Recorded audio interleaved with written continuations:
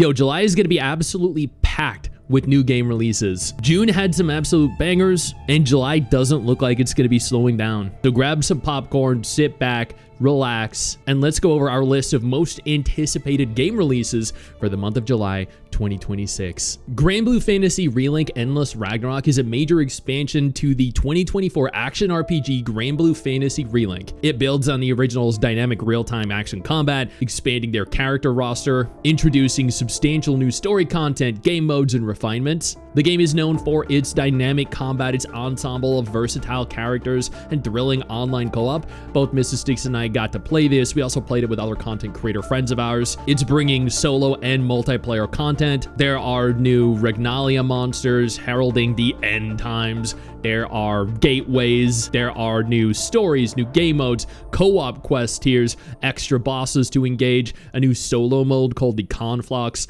master traits, new summons. Once more, crossplay is available and it is supported across platforms. It is releasing on July 9, 2026 on the PS5, PS4, the Nintendo Switch 2, and Steam. Next, we have Echoes of Aincrad. I'm a huge Sword Art Online fan myself. I admittedly did like a lot of the anime. There were certain arcs I didn't. Mrs. Stinks also enjoyed the anime. We've also played multiple of the SAO games.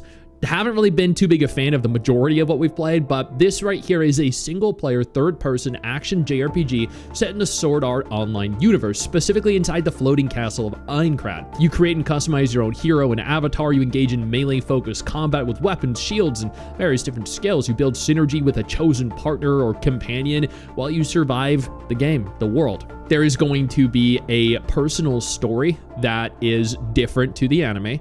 There is going to be a large degree of customization. It's going to focus on reflexes and survival in an MMO-like setting rather than it being an actual MMO, since this is going to be a solo experience with AI partner support. A demo for this is currently available with a full release on July 10th, 2026 on Steam, on PC, worldwide. Consoles are around roughly the same time.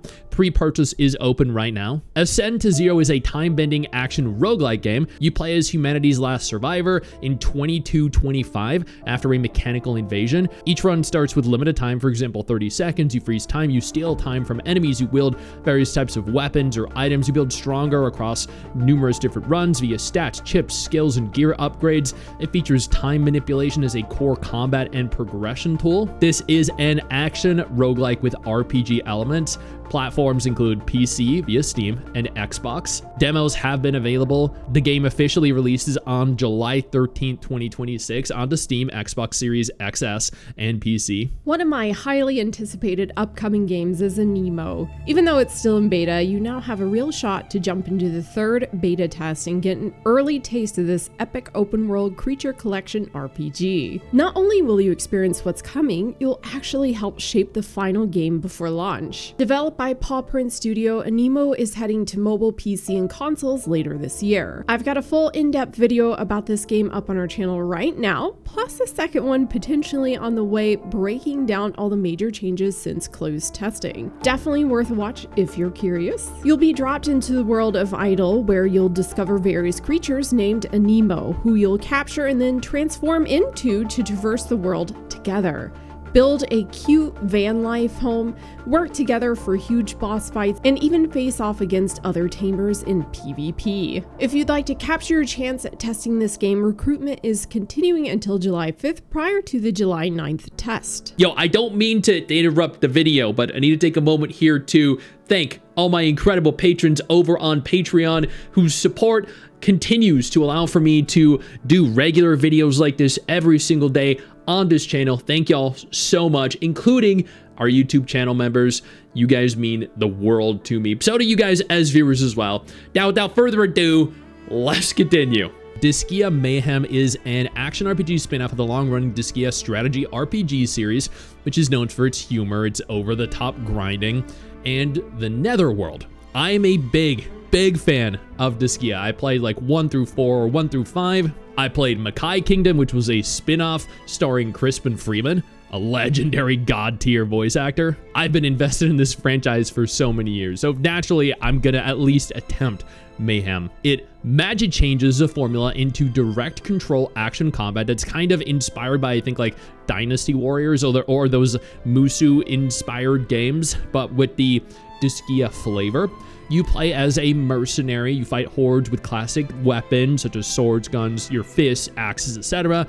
You level up, you upgrade gear, you reincarnate, you recruit demons, and you pass bills in the Dark Chocolate Assembly. This is essentially the Disgaea you know and love, just in that new package. The platforms do include the Nintendo Switch, the Switch 2, the PS5, and Steam. There were playable demos at events. The game officially launches on July 23rd, 2026 on all listed platforms. For anyone that played Gothic 1 through 3, this one right here, Gothic Classic, is going to allow for you to relive the nostalgia, the adventures that you had with a brand new port to PC, PS5, Xbox S and S with HD visuals. And if you're loving that intense Souls-like combat, then mark your calendars. Mistfall Hunter drops on July 29th, and it might just be your next obsession. This game twines together dark fantasy, extraction shooters, and brutal Souls-like combat into one adrenaline-fueled package. You'll be thrown into a menacing, shadowy world where you can squad up with your friends or go solo, fighting both terrifying creatures and other players in intense PvPvE battles. With a selection of 6 classes, you'll have plenty of ways to carve your path to victory. If you crave high-stakes, punishing, and fun gameplay,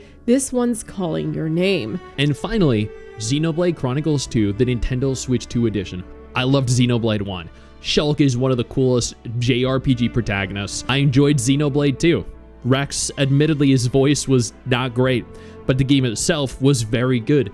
Xenoblade 3 was incredible. Noah and Mio were phenomenal dual main characters. Xenoblade Chronicles 2, the Nintendo Switch 2 edition, is an enhanced port or remaster of the 2017 JRPG optimized specifically for the Nintendo Switch 2.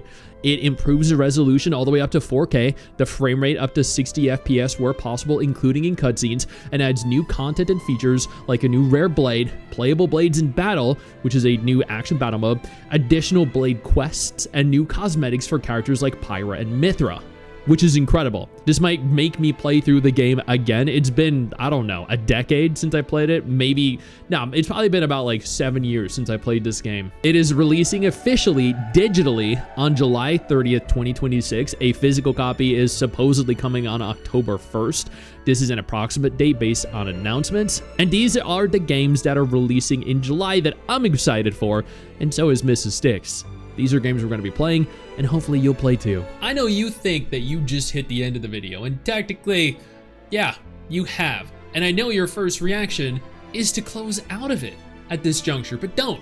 No, instead, I urge you to take a moment here and click one of the videos on screen that are coming up in just a moment so you remain up to date with everything going on in the gacha genre. Trust me, you're not going to regret doing so. Stay flaccid.